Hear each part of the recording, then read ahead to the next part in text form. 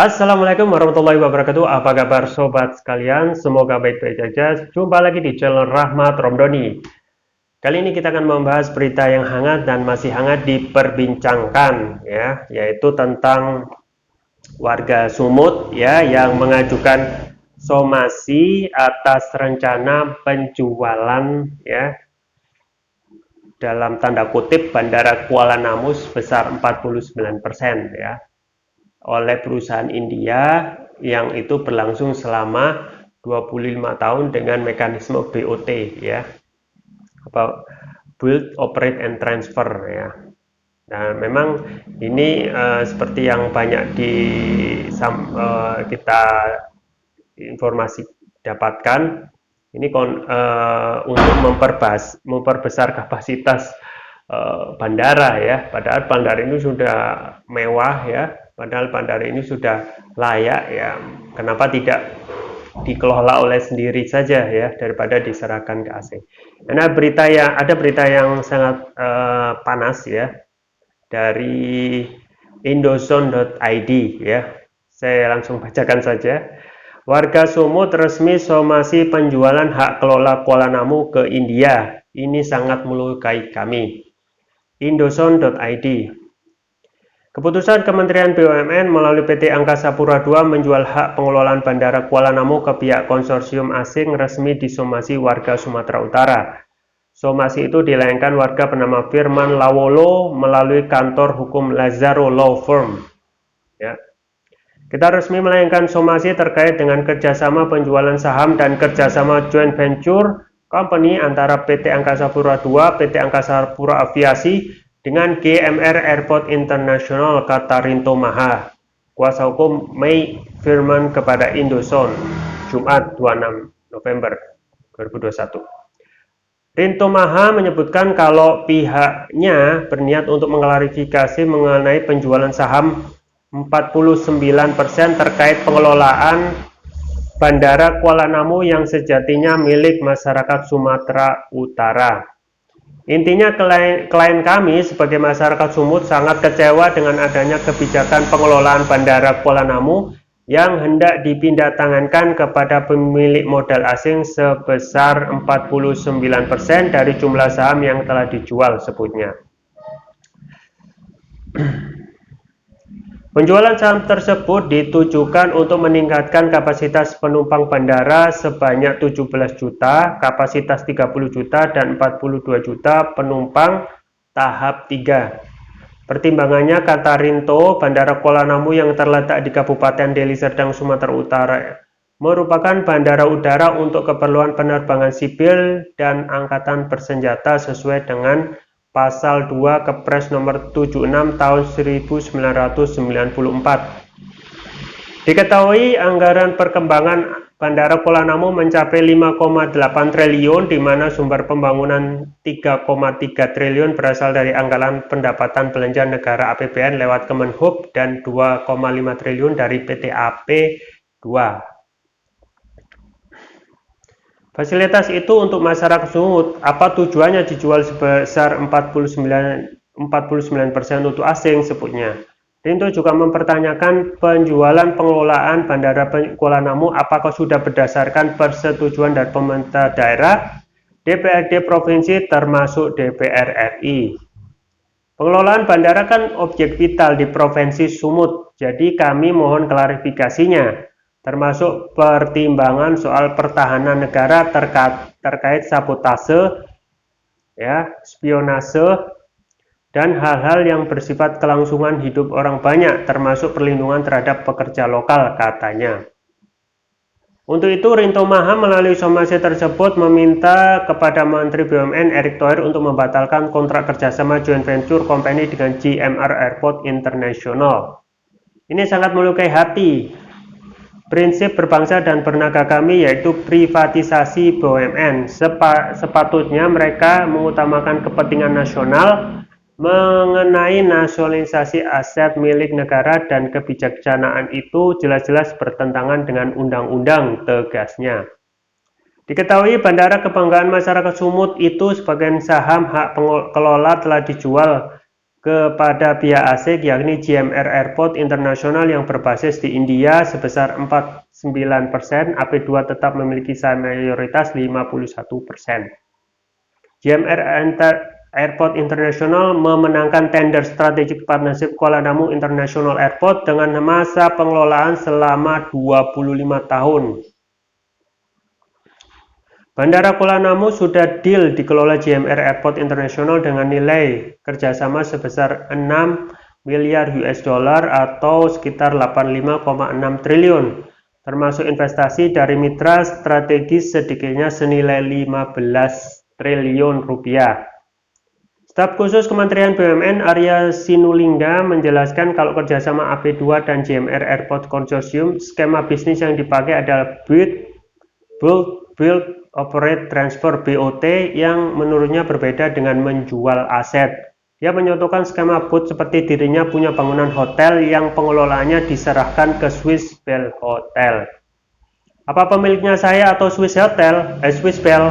Pemiliknya tetap saya, bukan Swiss Bell. Masa begini pun harus diajari, Pak M. Saididu?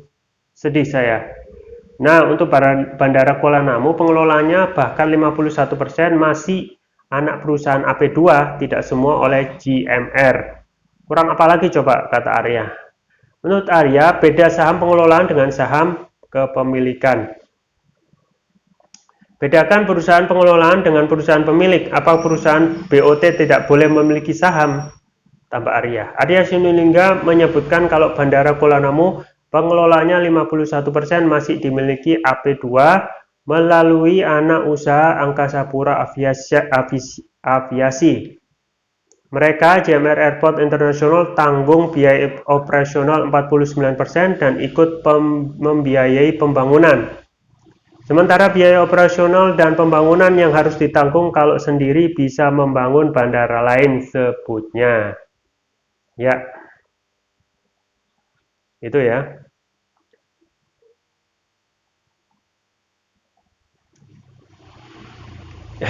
Jadi ini saham pengelolaan yang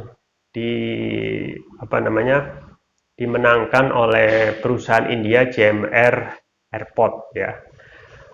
Sobat sekalian, memang kita lihat skema ataupun yang dijual itu memang saham pengelolaan ya 49% ya.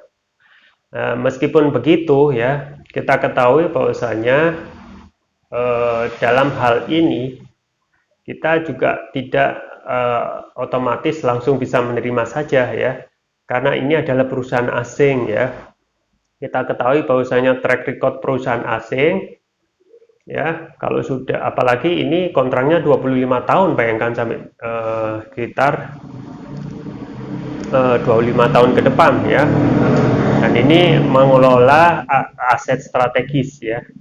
Masalah-masalah yang dikeluhkan adalah yaitu tentang sabotase ya, spionase, rahasia negara, dan juga kelangsungan hidup orang banyak. Nah, ini wajar ya, wajar karena memang ketika kita mendatangkan perusahaan asing ya, ada kemungkinan ya bahwasanya informasi-informasi itu tidak aman lagi ya, itu pertama. Nah, yang kedua, meskipun dalam hal ini adalah saham pengelolaan ya, kita ketahui bahwasanya ini adalah kapitalis ya kan, kapitalis ya. Kita ketahui filosofi kapitalis itu kalau sudah mendapatkan pengelolaan ya, apapun asetnya, dan kita ketahui ya track record ya perusahaan asing yang menjajaki perusahaan negeri orang itu ya, trennya mereka pasti akan mencari ataupun ingin menambah ya, atau ingin lebih penguasaannya daripada yang ada sekarang. Artinya apa? Itu tidak berhenti dari pengelolaan saja gitu. Filosofi kapitalis itu akan selalu mencari dan selalu kurang ya. atau sifatnya seperti greedy atau rakus ya. Akan ada penguasaan-penguasaan baru ya, akan ada sumber daya yang akan diketahui ya ataupun dikuasai oleh asing, dan kita tidak mempunyai kekuasaan untuk mendapatkannya lagi. Coba pertanyaan, apa kita tidak mampu? Kita mampu sebenarnya mengelola sendiri ya. Kalaupun kita tidak ingin membangun investasi atau fasilitas yang lain, ya kita usahakan memakai apa yang ada dulu ya, anggaran yang ada dulu, jangan terlalu muluk-muluk ya. Kita memakai anggaran yang ada dulu ya, kemudian sedikit demi sedikit ya. Pokoknya jangan sampai ya perusahaan negeri ini itu ada campur tangan asing ya. Dalam sejarahnya tidak ada campur tangan asing itu yang tidak bermasalah ya. Kita coba, meskipun ini dalam tanda kutip pengelolaan saja, kita coba ya semua misalnya tambang yang sudah dikelola asing ya. Apakah dengan adanya itu ya kita menjadi lebih kaya atau lebih baik ya? Taruhlah Grasberg ya, Gunung Grasberg yang dikuasai Freeport ya. Selama puluhan tahun kita tidak bisa mendengar bahwasanya negeri yang harusnya kaya yaitu Papua itu menjadi kaya ya. Justru sekarang kondisinya tetap ya, bahkan lebih miskin ya. Padahal seharusnya wilayah yang paling kaya itu Papua, orang-orangnya harusnya kaya, di situ penghasil emas ya. Belum yang terakhir ini kita ketahui ada blok Wabu yang emasnya itu sudah di permukaan bumi ya, tidak perlu mengebor ya ke dalam tanah yang berkedalaman yang sangat dalam ya. Kita tidak mendapatkan apa-apa kalau mendatangkan asing ya. Justru kita itu lebih baik ketika kita melakukan pengelolaan sendiri ya, manajemen sendiri ya, dan pada faktanya kita itu mampu ya.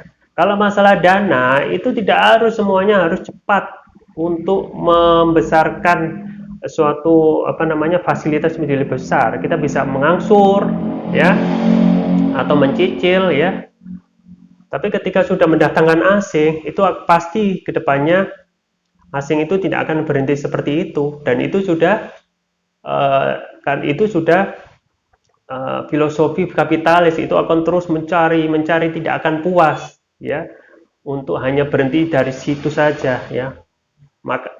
Malah dipertanyakan kalau seseorang atau perusahaan asing itu berhenti hanya di situ saja, itu bertanyakan, karena filosofi kapitalis itu akan terus mencari hal-hal yang baru dan menguasai semuanya ya. Yang dikhawatirkan adalah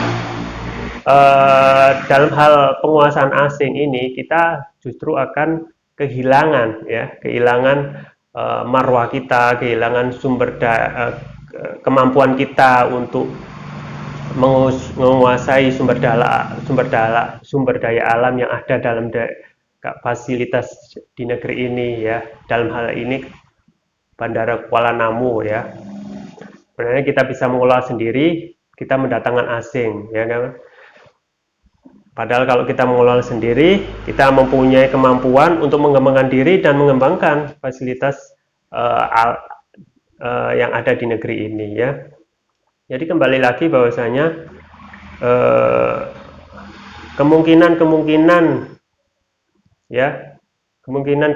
ketika asing itu datang akan berdampak negatif itu saya percaya gitu. Dan memang tidak bisa dijelaskan, tetapi efek itu akan terus menerus ya, mengingat bahwasanya mereka adalah kapitalis dan filosofi kapitalis adalah greedy atau rakus ya, tidak akan berhenti sampai saat ini ya. Ya kita berharap bahwasanya kita itu mempunyai kemampuan strategis seperti pemimpin-pemimpin dahulu, misalnya Hugo Chavez ya, yang menasionalisasi asetnya di Venezuela ya. Begitu juga dengan Evo Morales di Bolivia. Itu adalah keputusan yang bagus ya. Jadi mengelola aset negara, meskipun itu pengelolaan itu oleh kemampuan SDM dan kemampuan diri sendiri ya. Dengan begitu kita bisa mengeksploitasi dan keuntungannya ya itu untuk dikembalikan kepada masyarakat ya, seperti itu. Oke, itu yang bisa saya sampaikan, semoga bermanfaat. Saya Rahmat Romani, jangan lupa like, share, dan subscribe. Sampai jumpa lagi. Wassalamualaikum warahmatullahi wabarakatuh.